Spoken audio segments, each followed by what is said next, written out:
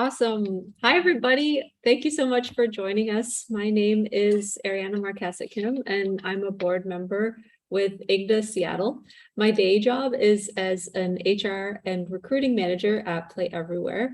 Play Everywhere is a console port and co-development studio in Seattle, Washington, and I'm extremely pleased and excited to introduce our guest today, Royal O'Brien. He's the general manager of digital media and games at the O3DE engine, which is part of the Linux Foundation. So we're going to talk a little bit about the engine, how the first year of their release has been, and how game developers can make the best use of it. Just some housekeeping. This is going to be a conversation. Royal's also got some slides to show us all. So any questions that you might have, you can type into the chat throughout our talk, and then we'll address them as we get them. Before we dive in, Royal, I'd love to hear a little bit more about you and your experience in the games industry across the last few decades. Sure. Thanks for having me. I really appreciate it. Gosh, games. It's one of those things where they say if you love what you do, you'll never work a day in your life. So I decided games was what I was going to do. And that probably stems out from all of the hours and hours that I spent playing games as a kid. So it's just something I wanted to always do. So my experience in the background. So I am by trade an engineer. I've been a software developer for over 35 years. I develop in all kinds of fun languages. I've got neat patents and all that stuff. I've been building technologies forever. And a lot of it's been in building things either into game engines or middleware for game engines or different kind of applications and things like that. So that's a lot of my background has been, but I've also throughout the years always been kind of self-employed. So I basically created and exited from 4 companies and then thought, well, let me see what it's like to get a job. So I wound up working over at Amazon. So really cool, really interesting. A lot of people that know me in the games industry are like, I don't know how you're going to make it there, because you're usually kind of your own boss, your own thing, running your own company. And come to find out, that place was very much like a small business. It was like a startup. That's the funny thing. So I had a lot of fun and actually thrived in there. Just nothing but great stuff to say about it. And it was just people who are driven.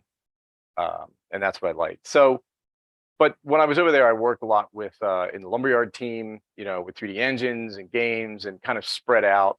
Interestingly enough, I worked with, at one point in time, as a single threaded owner for marketing for pretty much everything with games in the trade events. So like, we do GDC. And so I was responsible for getting all of the materials that were going to be presented for, ADA or Game Tech, but also for AWS ads, Twitch, Alexa, Amazon.com, like all of it across the board, which is fun. And I've actually co-hosted TwitchCon in 2018. So if you find that video, you can laugh and you can see me for like 8 hours, with some others just co-hosting that. It was pretty trippy, but it was a lot of fun. So always been in the games industry, been written tons of mods, done, different things. You probably, if you look under my gaming tag, Obi-Wando, you'll find like all these like Quake mods and fun stuff like that. So, it's a lot of fun. And so when I got done with Amazon, I basically helped take the lumberyard engine and move it over into open source. And as a result, really wanted to make sure that it stayed neutral. And so I moved over to the Linux Foundation, and they didn't have anybody there to represent games or kind of that media. And so they said, well, we really need somebody who can handle this vertical because it's growing, and we think open source is going to have a big impact there. So that's what happened. Is I moved over as the general manager of digital media and games, and then I also am the executive director of the O3DE Foundation, which hosts the O3DE engine. So that's a lot of the stuff that I do. And then, of course, I also play on the metaverse side as well, because that ties into the whole digital media strategy and interactive. So a lot of fun. And then I guess the only other thing I would say is that before I got into all this, I had fun as a Marine back in the Marine Corps a long time ago. So that's kind of how I got my head screwed on straight. Let's just put it that way, going from being a strange kid to a strange adult. I don't know about that, but certainly that wealth of experience, I'm sure, brings so much to the way you think about leadership and the vision of the engine, and guiding the foundation as well. For those who may not be as familiar, what does the Linux Foundation do, and why is it such an important part of the tech industry and games in general? So the Linux Foundation actually has a really important role. A lot of you have used technologies that are with cloud services that you see like Microsoft and Google and AWS, and you'll come to find out that a lot of these technologies, they come from open source. These are projects that are created and shared. I'm sure you've heard of Docker and Kubernetes and things like that. And open source is a way for people to be able to collaborate across the board, where they can share and work together and not kind of be in a conflicted state. And so that's what it kind of plays like Switzerland in that model, where it can help build communities, allow companies to work together to really do something magnificent.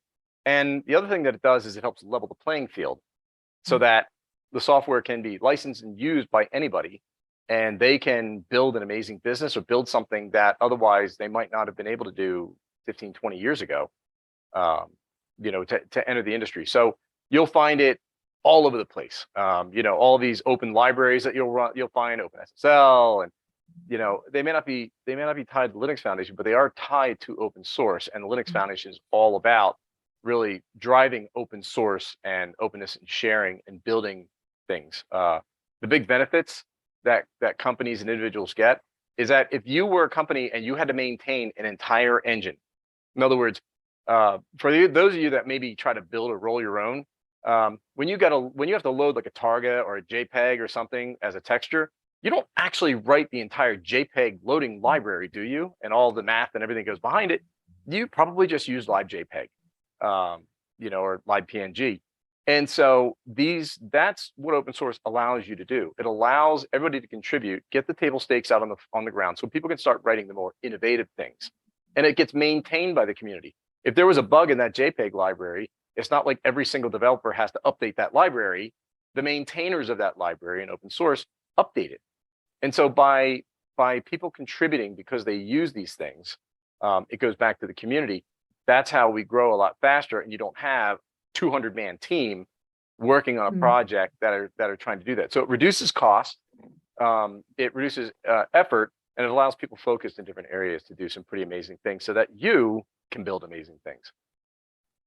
That totally makes sense. And I'm really interested to hear as much as you can tell us about the transition from the engine when it was internal at Amazon to the engine that is today. But I'm wondering if you wanted to share your slides first, because I know you've got some awesome stuff prepared for us.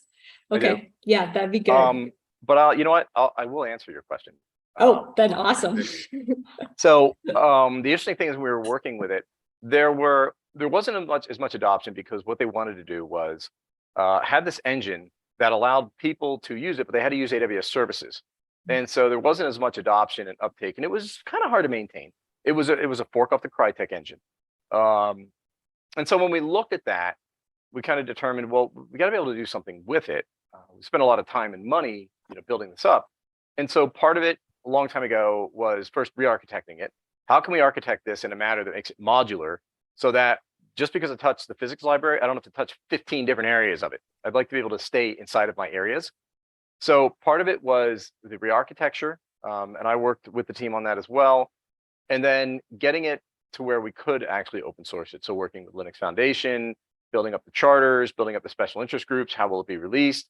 And then making sure all the licensing was clear, that we know how we were doing it, which is under Apache 2 and MIT.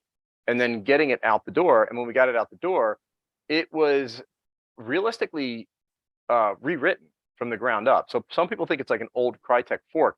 But if you dive in the code, you'll find out that there is, last time I checked, about 0.5% of the code is actually Crytek. So you're talking about 99.5% of it has been rewritten from the ground up with new techniques, new models. And these are by people that have been writing games for 15, 20 plus years in all the studios that we've all played, who are the architects and designers and writers in this. So it's definitely a new engine. It's definitely got, work to do. It's not this perfection thing, but it has all the bones of what somebody needs to do to be able to build a game or to build something they want to build or not have to tear down. Because a lot of people think, oh, I'm just going to go pick up a AAA engine and just build a game and it's going to magically work. Let me give you a hint. Most people that are building a big game, they have to tear apart 40, 50% of the engine and then rebuild it back up because it has a lot of subsystems that have nothing to do with the gameplay that they're trying to build.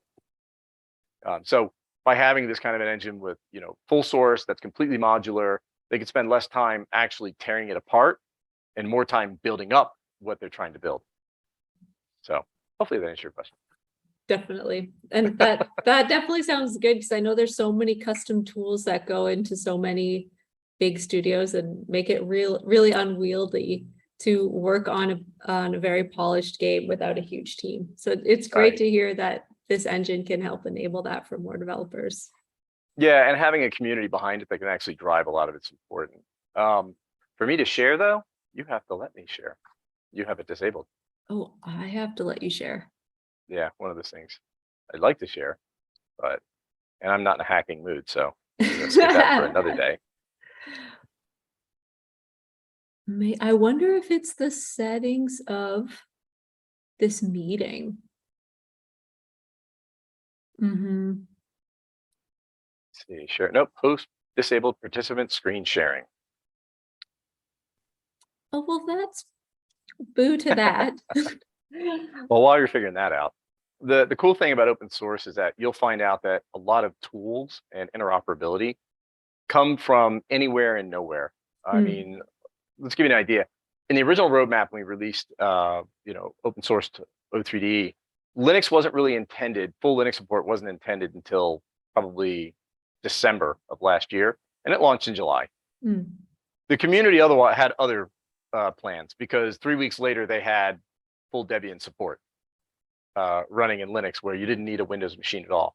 So it's one of those things that when it comes to open source community and people, like the talent comes out of the woodwork and all of a sudden it's just these magical things start appearing out of nowhere. And it's amazing because that's where you get some of the best tools and some of the best, we've had people that have written bridges so that you can be in Blender doing everything you do, update your models, and it automatically updates in O3D. And you can update textures and all the things. Like having that kind of fluidity between them starts to make it easier for their pipelines. And it's having a good architecture that can allow you to do that is, kind of a key piece. So the other part is that you have a lot of industries that are working in open source. If you look at how much open source comes from films and studios, you would be amazed at what they actually put out.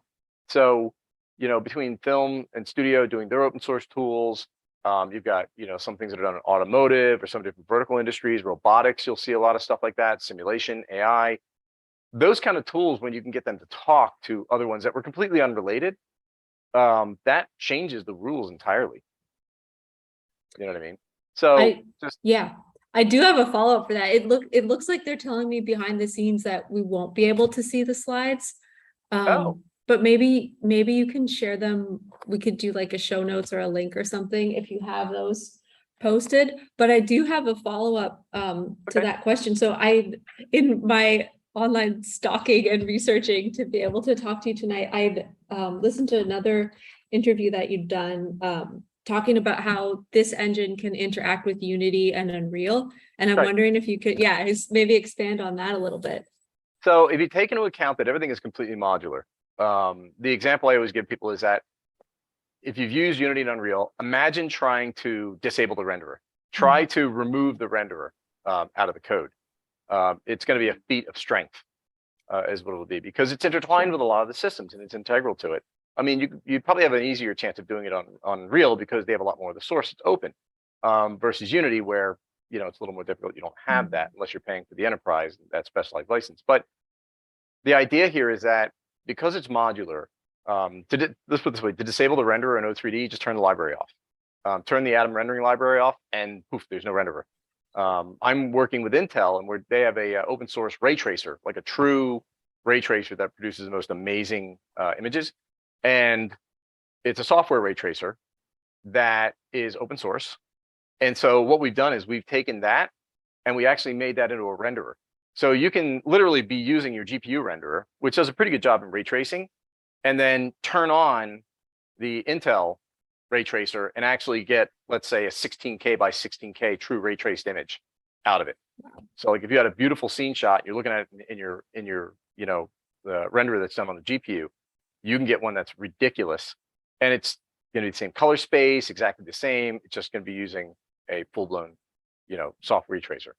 So that gives you an example. And then when we're talking about Unreal and Unity, the example here is that we have a network stack. And because each one of these things are modules, you could take the network code and the network stack out of O3DE as a library, bolt some of the APIs together and connect it into Unity or Unreal if you wanted to.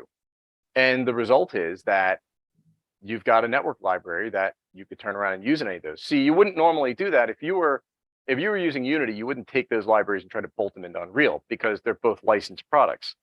But in open source, it's different. It's Apache. You can fork it, take it, do whatever you want with it. And if you want to contribute back, you can. And if you don't have to.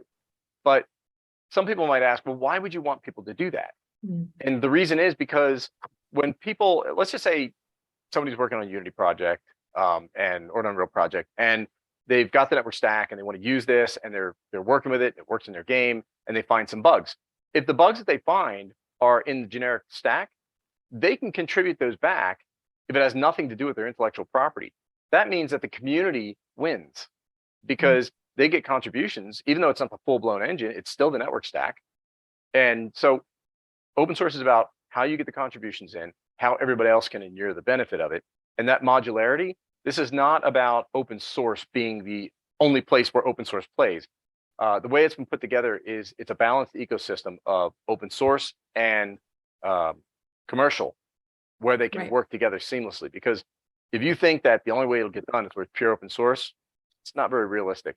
There are some amazing commercial tools, and they're really good. It's a matter of how you get them to work with open source.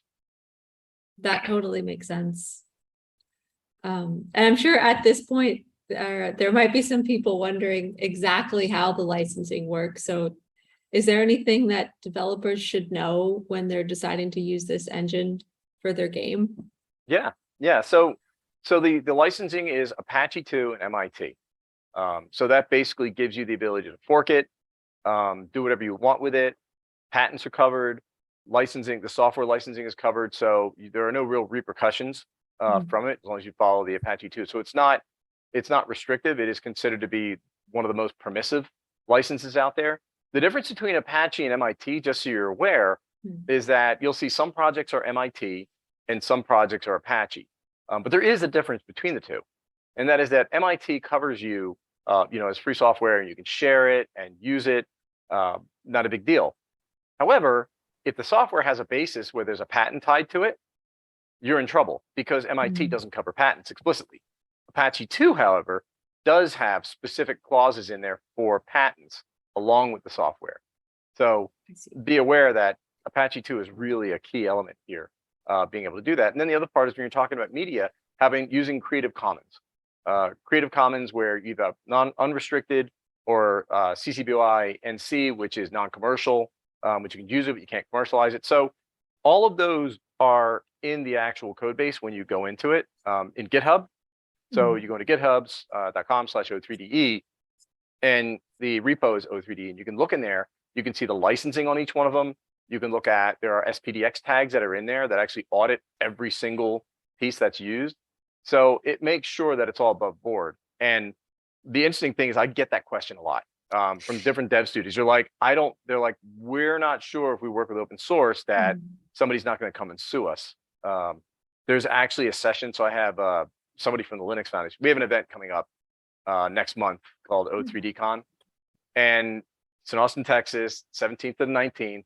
But we have one session in there that's specific to this conversation, which is open source licensing and studios. And so we have somebody from the Linux Foundation who's going to actually talk about and answer questions about what am I looking at if I use open source software in building a game or building an experience. And the main reason of why I had them put that in there is because I've actually had studios say, I'm not sure I want to use open source because I'm afraid it might be an issue. Right. That totally makes sense. I think it's hard to make a game and it's hard to make money from a game. So just making sure that that's all buttoned up and having that information out there for people, I'm sure is a big help. Yeah. Yeah. And I know our area, we were talking a little bit earlier, we've got a couple of gaming schools around here. So people are always looking to get into the industry. I have a couple of questions around that. Okay. But the first one is, with so many compelling tools out there right now, who should really be using this engine and for what type of games, and who could really best take advantage of this technology? Really, so anybody who is looking to kind of, if you're trying to learn, for one, if you're trying to learn how to get into 3D engines, really what the background behind it is, it's a great opportunity for you to do it, especially if you're a student. Here's the thing. As a student, you go to school, you work on projects, but they don't really convey expertise. And so the problem is that you'll go to get a job and it's like, oh, cool, you can be a QA tester. Even if you spent the last 2 years writing entire renderers or implementations, it doesn't matter because you don't really have that experience that can be seen. But working in an open source project is very different, because if you decide that you really want to rewrite parts of a renderer, you can do it in an open source project, contribute the code back into the community. When then you have maintainers that are 15, 20-year engineers, and they're looking at it and they'll be able to PR check it. If it looks good, they'll merge it. Every time they merge that code on your PR, that becomes part of your resume. Literally, when you have an employer who wants to hire you, you could point to all of the different contributions that you've done over the years, and you literally are putting a stake in the ground of saying, I have this many years experience working in 3D engines. And it's important because when we're talking about C++ and 3D engines, now you're talking about Frostbite, Snowdrop, all the different engines from EA, BioWare, Ubisoft, and their C++ engines. It's not like you can't go to school for Frostbite programming, okay? Right. It's a proprietary engine that's internal. But if you have C++ experience working with the 3D engine and you can show code contributions that you've done, somebody can evaluate and determine, should you be a QA tester, or should we really be looking at you as somebody seriously? So it allows students to kind of shortcut that. We've had over 20 people get snapped up from our community that are in Discord, which is funny. So discord.gg/O3DE, that's where the community is. And you'll find all the engineers that you normally can't get access to in all these big companies. They're right there. You literally can ask them questions. But as you contribute to these, we've seen these contributors that are either independents or working at other companies. And so they start putting into the code. And all of a sudden I watch like a month or two later and their name tag changes and they have a new company name behind them. And I'm like, what in the world? So like we see this happen all the time. And the other part of it is being able to find mentors in a community that can help you actually get to your destination of what you're trying to do. It's going to be hard work, okay? It's not going to be easy. There's no quick path here, but you do have people that have done this, that know how to do it. I talk with all the different game studios at a lot of different levels. They're feeling the same pain. They can't hire people fast enough. So if you're a student that you want to get in, this is one of the easier paths for you to get there without having to waste 2, 3, 4 years of your life to prove your mettle when you can actually show what you're capable of out of the gate. You know what I mean? So it's one of those things, and they're looking for them. And when they find them, they grab them very quickly.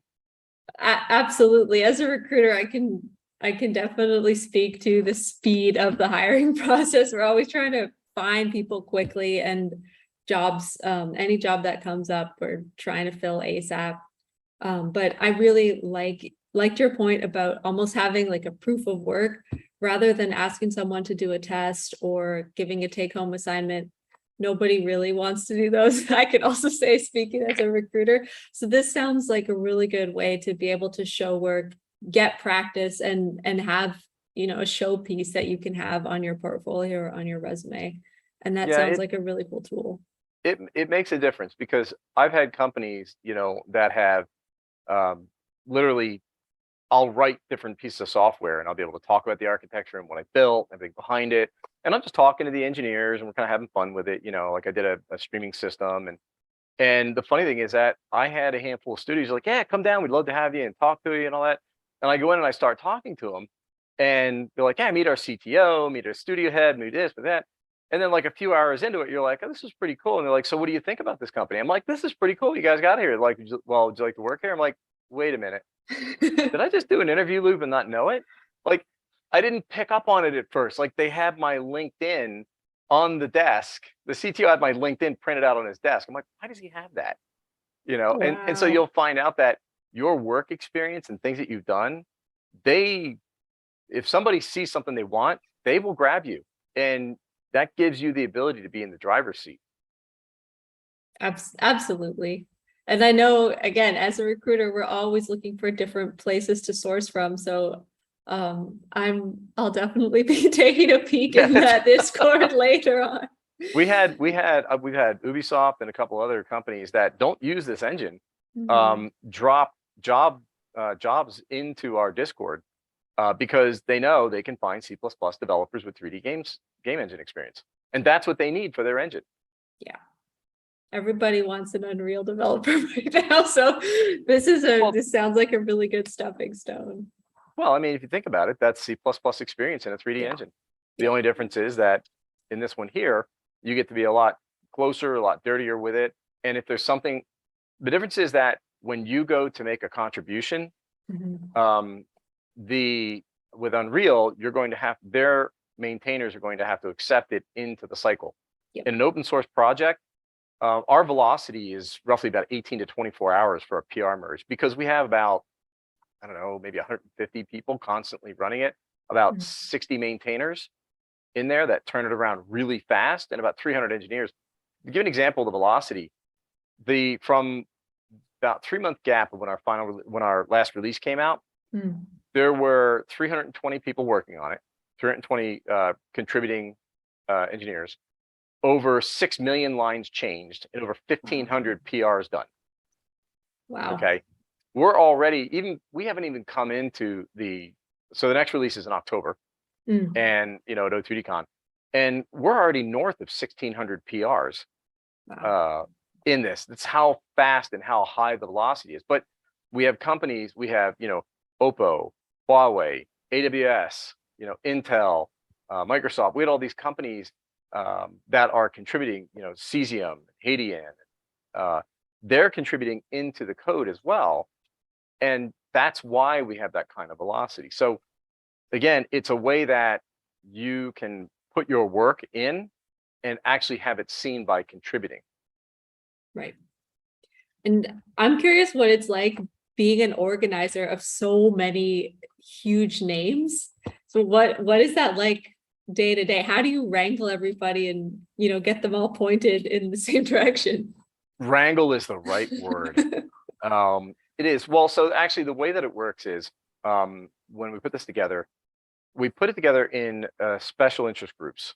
And so when you look in Discord or when you look in the charter, you'll find out there are SIGs for each disciplinary area. Game engines are like operating systems. They're very complex. There's a lot of moving parts.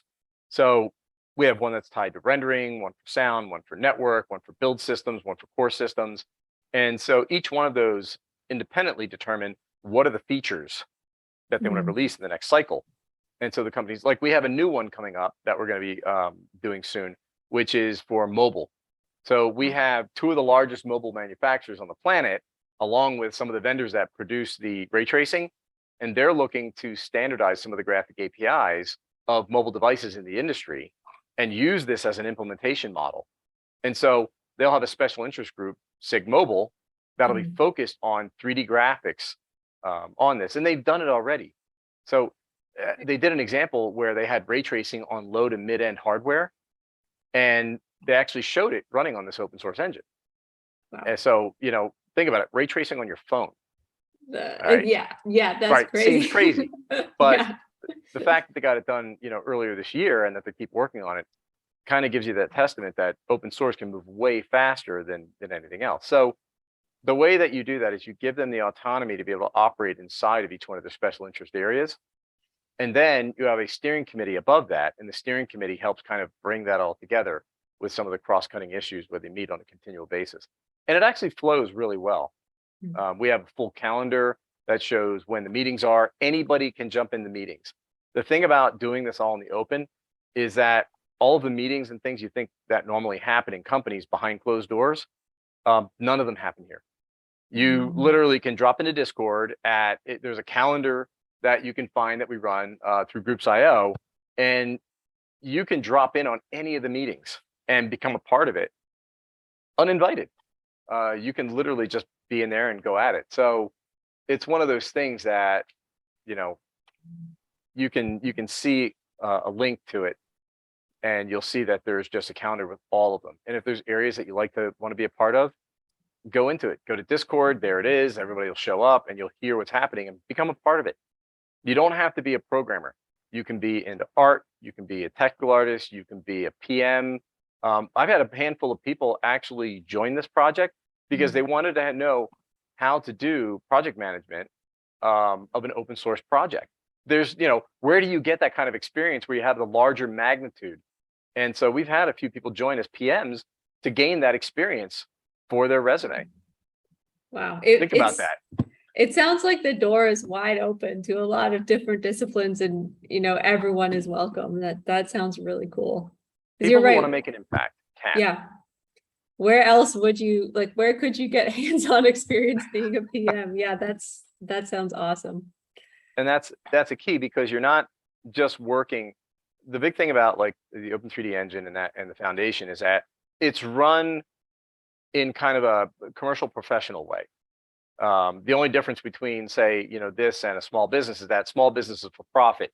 The purpose of this is open and sharing. You see what I mean? So, but it's still run the same way. We have partners that contribute. We have marketing. We have events. We're constantly promoting. We're putting money into diversity. We're putting it into scholarships. We're trying to grow and promote this as much as possible so that people can use it. Like, there's no, if you use it, we don't make any more money. And if you don't use it, we don't make any more. Like, there's no, it is all about, sharing and growth. And that's how it is. And it's driven by the partners who also believe in this, of what they're doing. And it comes back to that main part of it, which is in open source, you can reduce your costs and increase your velocity of using an open source project in your business. So you can see, for them, it's smart business, but everybody in the community that uses it also inures the benefit as a result. And so these roles, these PM roles that you might need years of experience, well, you can actually show how you were able to move the life cycle of a project like this in, how you were able to get the renderer to go through a release cycle and manage all the tickets. This isn't like we have 2 or 3 tickets. I think we have something like 2,000 some odd tickets, and it's constantly flowing. If you go to GitHub, O3DE, and you take a look and you go to the O3DE repo and you go to issues, you can see there are 2,514 open tickets with 2,301 closed. Wow. So it's definitely a way to get into an enterprise environment and get that experience. And I think a lot of people don't realize that this opportunity is there for them. I mean, I definitely didn't. So I'm really, really glad that you're telling us about it. I think we did have a question, and I'll just bust right in with it. Could you talk a little bit more about the diversity initiatives that you mentioned? Absolutely. So, with some of the, so we have diversity luncheons. We have a diversity community as well that actually helps make some of the decisions. You'll see actually in the Discord, we have a specific area put together for that. So we have a marketing committee, diversity and inclusion committee. And so the idea is that whenever anything is done for UI, UX, or terminology of things that are facing or exposed, you'll find out that a lot of times it's just kind of talk, and it still kind of goes through. Yeah. So we have the maintainers that when the code goes in to do some of these changes, like when you're changing terminology or changing it forward facing, that there's also a diversity maintainer that we put in there. And so the code might be flawless and it passes all the maintainers, but if the diversity maintainer sees a problem, they can actually stop the merge right there and say, hey, you didn't use something that was more diverse in this environment. So instead of us just saying, hey, we have these diversity programs that are hand wavy, we're actually implementing it as part of the process. We have a no tolerance to any of the diversity issues that exist in a community, and we're very fast to shut them down in Discord. So you'll find out that open source projects are not really kind per se to diverse environments, and for me, it disturbs me because it's like we're missing 50% of the brain power on the planet. To me, I look at it so I like to play a lot of games like MMOs and things like that. And a lot of them, I ran some top 10 world guilds, and everybody was a player. It didn't matter what your background was. It was all about your performance and your work. And so when I look at it in the community, it's like you have somebody who's brilliant that can do this kind of work. Why wouldn't you want them on your team? Do you really, does their code come with gender? Is it like, oh, I'm looking at this C++ code, but obviously it was written by somebody who was a female because it's impossible. You can't, it's not that way. So if it doesn't exist in the code, why does it have to exist in the environment? It doesn't matter, in that regard. So it's really important to kind of make sure it's a safe space where people can communicate, share their intellectual ideas, and let their prowess be what allows them to excel in the community and really nothing else. As a matter of fact, we are always looking for diverse speakers. One of our requirements is that we cannot have we have to have a certain percentage of our sessions must be diverse across the board. It's just one of the requirements that we have. And so we spend a lot of time trying to find different diverse speakers. So if you're interested, just saying, it's important to us. It's the only way that we're going to be able to help foster it and grow it. And then on top of it, we also have some different pieces where we have groups that we're getting involved with and putting some of the funds and resources to different communities to help kind of grow all of those different areas. So if you're curious more about it, hop into Discord, go into the D&I committee room, strike up a conversation.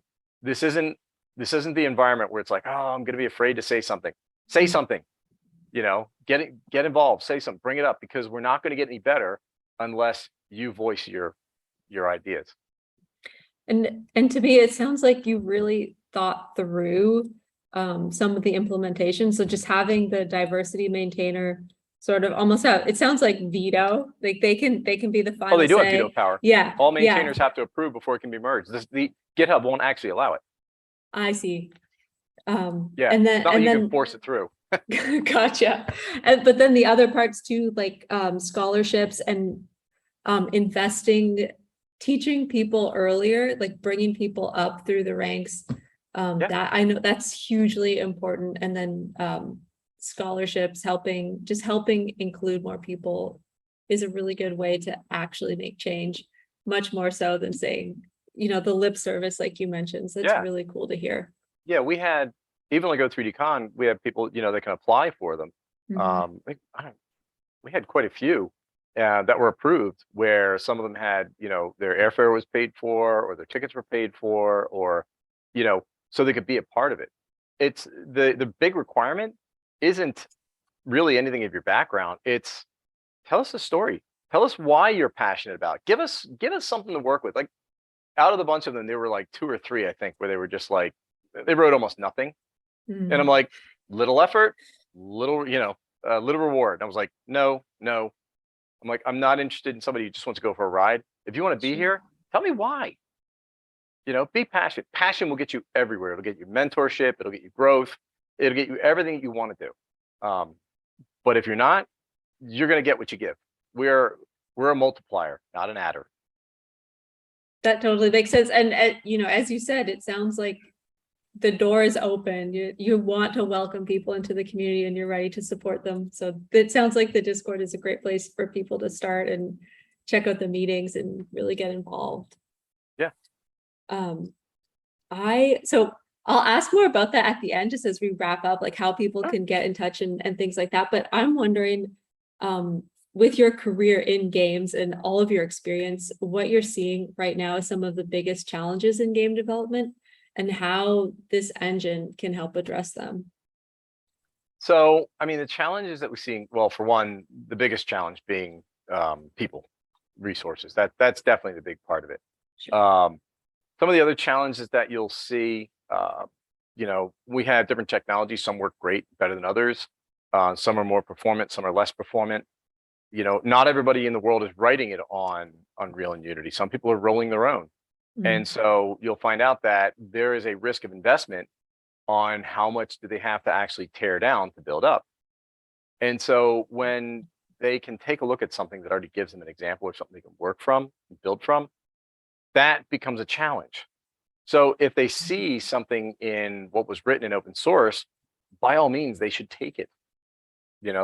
That's what's kind of weird in the games industry. Let's face it, games industry, we don't share very well. Okay. Mm. And when I had the opportunity to get involved with this and change that, yeah, you can bet on, because I watched it for over 20 years, right? Mm. You spend 25 years in an industry, you get to see the patterns. And I just kind of got tired of it. I'm like, you know what? Here's a chance to make a mark in an industry where we could really share and do things like everyone else in the world is doing and doing it well.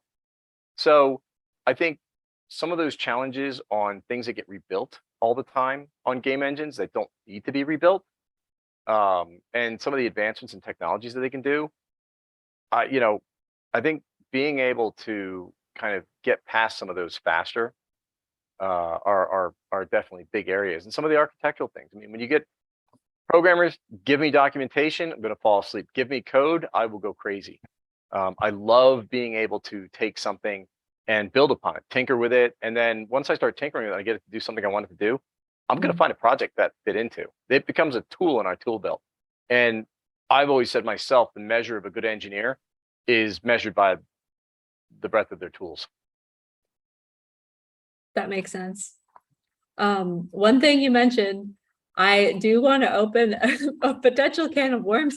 So I know the metaverse and all kinds of digital assets and sharing will Yep. require a more modular technology that is shared across many different companies. And one of the biggest criticisms right now is that game companies don't share. How are all of these assets going to be shared in the future? So what do you foresee there? What are you predicting? Well, so if you look at it right now, you've got like GLTF, FBX, USD. There's a lot of different formats that are out there. Some work better than others in different environments. But part of it is really kind of creating a standard. And then if we back up a little bit to when we had 2G service, okay, uh, mobile phones did not really show web pages like at all. All right. So we had this thing called WAP. And WAP basically took a web page and allowed it to kind of shorten and clip things out and make it so that it could work on mobile devices before when we get between 2G and 3G. We're going to have that kind of, when we start talking about metaverse, that kind of layer for a little while we're trying to get things standardized and move into that model. The other part will be where one of the pieces in the engine that's cool is the asset processor, right? It's wonderful and it can be painful at the same time, but its main purpose is to be able to ingest different formats. It can ingest a whole ton of different graphic and mesh formats and output a standardized format or another format. And so somebody could literally take that piece alone and build it as a web service or as an automated service that runs in the cloud and scales and could be doing conversion as a service for assets. So that if I had 1,000 pieces, just run them in, there you go, and it can spit out a standardized format. So there'll be some of that, but I think that's one piece of the equation. The other part of it is that you look, when we're talking about metaverse, okay, you can't really expect people to be pulling down. First of all, it's not all going to be running in the same engine, okay? There has to be more than one engine. If you look at with Epic joined us. And they're on our board and they're involved with us. And the main reason behind that is because it's healthy having more engine in the marketplace. And so instead of trying to, beat each other up, we actually work together. We're building tools that allow us to share assets and some limited script canvas, visual scripting between the two engines. And what that allows it to do is, as it continues to become modular, that will allow people to seamlessly move between the two. So they could be using Unreal or using O3DE engine, and it brings them closer to open source, but allows them to keep their intellectual property like Nanite and their amazing technologies. If we look in the future of metaverse, you have to understand there are a lot of parallels here. Right now, when you load a web page, right, the web page you load today is very different from the web page you loaded 20 years ago. You loaded a web page 20 years ago, HTML, laid out, wasn't very interactive. Today, you got like 10, 15 JavaScript things that get loaded up when you load up that page in the background. And you don't realize there's so much code being loaded into that browser, which is why you want to punch your machine half the time. But there's so much code being loaded because they're modules, okay? And if we think about what it'll be in the metaverse is going to have to be a handful of modules that'll be graphic libraries, loading libraries, shared libraries, interpolation libraries, spatial libraries, scaling libraries. And those libraries are going to have to be kind of like in the same manner. And we have WebAssembly and WebGPU to help us kind of bridge that. But what you can expect is that somebody's going to have an installer for every single engine that has to go on your system to move from experience to experience. Because when we define a metaverse isn't Roblox.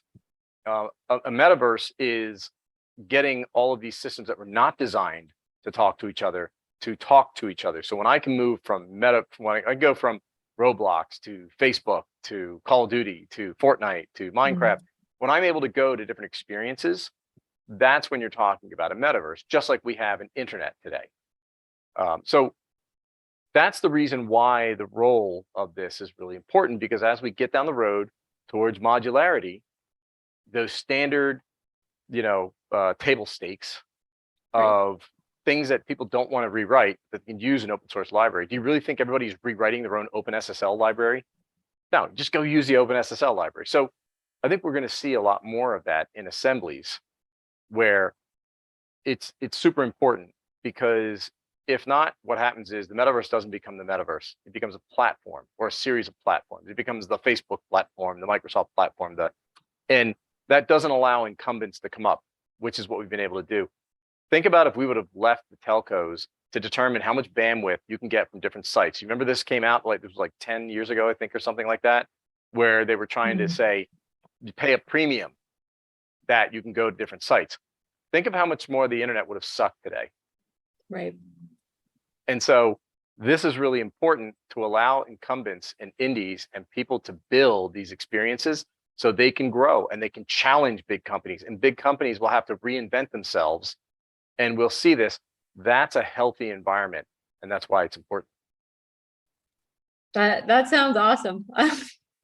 It sounds like a very bright future, and a lot of thought and vision is already going into it.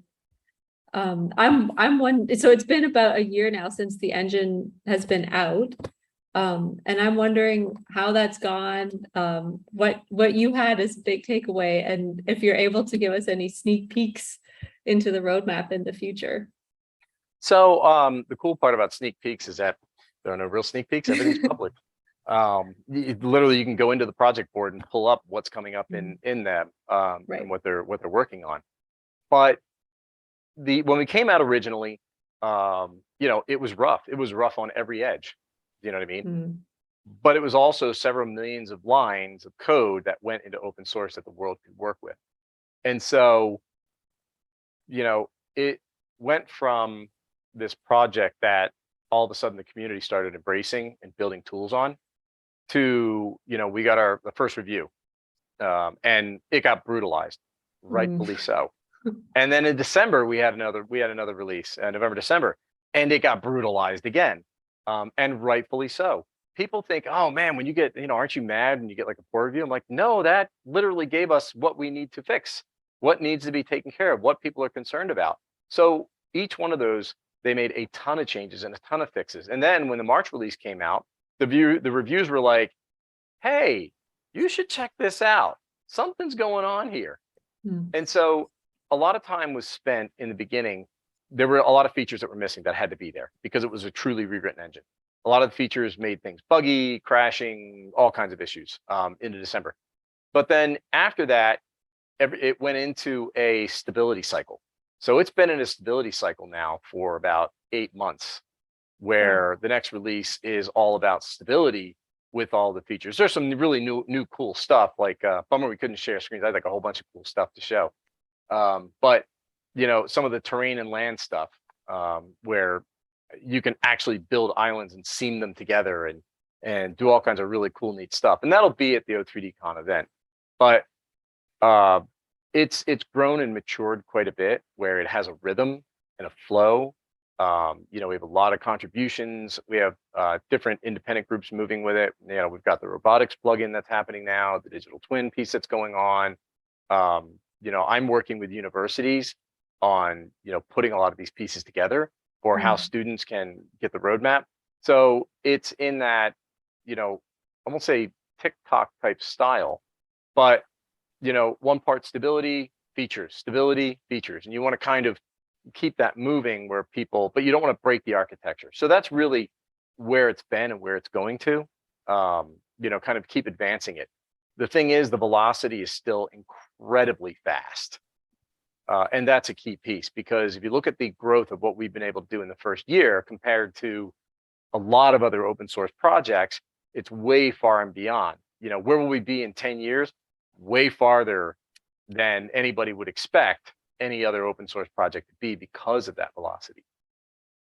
I see we have a question, by the way. Yeah. So is this something, I think we touched on it a little bit, but just to clarify, is this a project for C++ developers without game or 3D experience, or do people really need that background to jump in? They don't.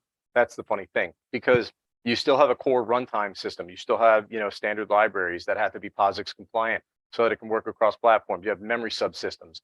You have, routines. You have a lot of operations that go along within it that have to be worked on.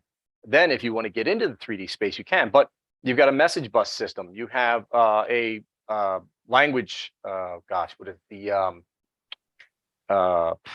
there's a term for it, but basically what it does, it allows you to extend all the APIs and libraries so that not only are they self-discoverable, but they can be connected with other languages. Behavior, was it behavior context? Not behavior context, context something. But what it is, we actually had somebody crazy enough using the context piece of it, and they extended JavaScript into this engine. So, I mean, you literally could bolt in C#, Rust, whatever you want to, just by using the extensibility of it. And these are things people are looking for. You'll come to find out that a lot of this, you don't have to have a 3D background to build, because there's so much into it. The engine itself is completely asynchronous. And if you're wondering, what does that matter? Well, if I go to read something, if I block other threads, that means the CPU's idle, the memory's idle, things are idle, waiting for that thing to happen. When it's asynchronous, your machine can go full blast, full bore, and you can take advantage of all the power in the machine. So everything you do runs asynchronously. So do you need to have that 3D background? No. As a matter of fact, people who are working in that area get to see some really, really cool ways of how that's being solved in a high scalable manner that has nothing to do with 3D. And so one of the pieces that we have is the script canvas. So a lot of people are familiar with blueprints. It's the equivalent of script canvas. That's a module.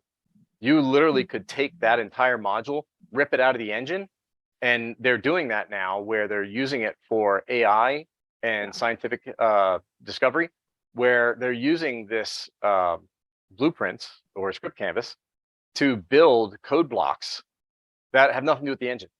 Literally, you bolt squares together and you can build entire code things without a programmer in almost any environment, because it's its own module. Wow. Think about that. So you take your AI and you know what your inputs and your outputs and your modules are. You program them into script canvas as endpoints, and then you never need a programmer. You literally just build the whole thing visually. It sounds like it's a very democratizing tool set. So maybe like letting more people get into working with these kind of things and creating stuff that may not have otherwise had the opportunity previously. Well, I mean, the fact is that having something like that was designed for this environment, but when pulled out could be used in any environment that's rich, that's a totally different use case outside of the ordinary. There's nothing to do with 3D. And that's how we want people to use it that way. Look, I'd love it if I saw, that used. I mean, we even have like other projects like Godot, right? Godot could literally take that whole entire, whether they believe in visual scripting or not, somebody could take that system, plug it in, we're good. Right. It's about sharing. It's not about competition. Right. And I really like to hear that. It sounds very welcoming. And I'm wondering if anyone else has any questions, because we're getting down to the last questions I've got. So if you have any additional questions for Royal, now's the time to get them in. And we talked about this a little bit. It sounds like Discord's probably one of the best answers. And before we got on the call today or stream on Twitch, we were talking about how you're always in the Discord, you're always available. So what's the best way that people can get in touch with you and your team to learn a little more? If they want to dig in, how can they get started? Yeah, they can always reach me in Discord. I mean, when you get in the O3D Discord, I'm in the top right corner. You can also reach out on the O3D site. You can inquire. It gives me a HubSpot email. So I mean, there's a lot of ways that people can reach. And just to be clear, this includes students. You know, people who are maybe afraid, like, oh, I'm not sure if I can talk to them. This is no like untouchable thing. If you're trying to get to understand a better path or trying to figure out how to maneuver in this field, reach out. It's not going to hurt. And this engine can be used for game development, but also many other things. And it's available on Windows and Linux and across multiple platforms. I'm wondering if you just want to give the spiel, just let everybody know. So we have right now the two main packages. We have a Windows package and a Debian package, so you can use it on Linux. You know, native on those platforms. It compiles for Mac, Windows, Linux, Android, iOS, and consoles if you have the appropriate licensing. You know, where you would reach out to those vendors for it. And so there is a Mac build, but it's not officially supported. I think if we had more people that were looking for Mac editor support, they would just simply kind of request it. You'll find out in open source that the louder the voice and the more contributions, the faster it accelerates. So I can tell you that there is full metal support already built in. So the 3D acceleration on Mac is already in the render and the baseline for the RHI and RPI. So, and they did have the Mac editor running. I think there was a screenshot we took last year in October of it running natively on a Mac. So, you know, if people want to go down that road, they can. That's awesome. We definitely need more games on Macs and Mac development. So that sounds really good. And then we've said it a couple times, but where can people go if they want to contribute? Like you said, anyone can do it, jump right in. Someone's looking to get involved. How should they do that? If they're looking to get involved, you can go to o3de.org. And there's a place in there I think you can find for contribute. You can go into GitHub, github.com/O3DE. There's actually an area in there if you go into the O3D project and you go to issues. If you click on labels, there's one in there called Good First Issue. So if you go to Good First Issue and you want to, these are things that were made for the community to be able to learn how to use them. They're very, very simple, small pieces, very bite-sized morsels that anybody could probably do, but it's great for somebody who's just trying to learn or get involved in it. There's all the documentation community. Really, I would say go into Discord, introduce yourself, get involved in some of the different areas, and you know, say, hey, I've got some cycles. I want to work on some stuff. What have you got? And I don't think anybody's going to turn you down. I can tell you that. They're very open. They love and they embrace people that come in there. And if any of them are, if anybody in the community is in Austin or wants to go down, we have the event that I spoke of earlier, O3D Con, which is dedicated for all the things here for Open3D. And there's also a metaverse track that we have there as well. But the other part is to go on YouTube, and there are a lot of videos on YouTube that you can actually do to learn. And if you love books, there's actually an O3DE book by Olex, who's incredibly awesome. And he's in Discord as well, the author, and he's always working on it, where you can learn how to do a bunch of this stuff. So I don't know if you're looking at that question. I saw a question pop in. Yeah, we know about the technical skills needed for O3DE. How does working with others for developing soft skills? Working with others, you mean how you're? I'm assuming you mean how you work within a community, and with others, and you'll find out that it really comes down to when you're working with others, having your code, talking about it. When you'll find out if you go into GitHub and you do something, you fork it, you start building a change in there, and you commit it, you'll find out that people will give you feedback on your code, and you'll be able to learn and get a lot more experience from them. You build your credibility in the open source community. You'll find out that the best way to grow and gain those soft skills is by following the ideals of a duocracy. And that is that when you are doing things, you are building your own credibility and expertise as somebody who is pushing and driving it forward. And people will come and talk to you. They'll want to learn from you. They'll want to, you'll find out that no matter how experienced you are, talking to other people is what makes you from good to great. And those soft skills are the result of people who are looking for help with projects and different relationships. And you'll find out that that also bleeds over really well in companies and organizations when you go to work there. Hopefully that answered the question. I hope so. I think so. Just, and what you mentioned about working, someone coming in as a PM, that just organizing that and getting everyone on board, interacting, it's just exposure and experience. So as someone who's looking to hire people, interviews a lot, just putting yourself out there, you get the hang of it eventually. Yeah. So it's working in open source is very different from working in a company, because in a company you're getting paid for it. And you might get frustrated with how you're working with somebody. In open source, that person may or may not be getting paid for it, and that person also doesn't have to tolerate if you're having a bad day. So you have to learn how to be a good citizen in open source, or people just simply stop communicating with you. Is what happens. And once you get used to some of those soft skills and you bring them into the office, come to find out that people genuinely want to work with you and they want to do more with you. And that contributes to your success.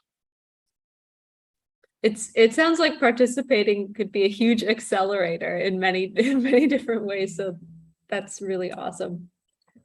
And I don't see any other questions at the moment. We'll maybe give people a couple more seconds to get something in, but otherwise, are there any upcoming game jams, or besides the October meetup, anything else you want to tell us about? So we do have, we're working on a game jam that we're looking at doing in November, December timeframe. It's not been announced. We are definitely working on one, and we just want people to build weird things and whatever they can. Here's the thing: people think it's like really, really hard, but I've done a couple game jams where we've like, I worked with the ESA, and we would go in to like a bunch of high school students. They bring in like 40 or 50 11th and 12th, and then first and second year college students. And we would crash course them for 90 minutes on how to use this, and then give them a handful of assets and tell them to go build something. And of those teams, it was great because we came back with like 10 different games in 6 hours that people had built. I mean, these aren't AAA or anything, but some of them, like one of them was really wild. Like they made a really creepy environment, and like did all this really cool stuff. So don't let it intimidate you, I guess is what it comes down to. And if you run into a problem, you're not sure what to do, ask. That level of support and what you're doing is really crucial. So the plan here is to have multiple game jams working with different groups, to have multiple events to actually drive, what we're trying to do here. And of course, we'll be at all the game shows, talking with them and working with different partners. Yeah, so that's, it's definitely an exciting time. Absolutely. And we'll keep our eyes out for that announcement. Let people know more about the conference, maybe do some retweeting and sharing of that information. And if you are able to share the slides with us that you were going to present, I'm super sorry we couldn't get that worked out. Then we can post those two with the links for the talk, and hopefully people can check them out later. Awesome. Yes, I definitely can. Cool. That sounds good. Well, I think I don't see another question. So I think that's probably all the time we've got today. I really want to thank you for sharing your vast knowledge with us. I definitely learned a lot, and I hope everybody else did too. Awesome. Well, thank you very much for having me. I really appreciate it. Thank you. The last thing I should say is, besides joining the O3DE Engine Discord, definitely anyone out there listening and watching, please join the IGDA Seattle Discord, and that way you can learn about all these events, get the information that we have, and we'll pass that along. So thank you so much for joining us, everybody. It was really fun to host this talk, and I hope you'll join us next time. Awesome. Thank you. Thank you so much. Good night.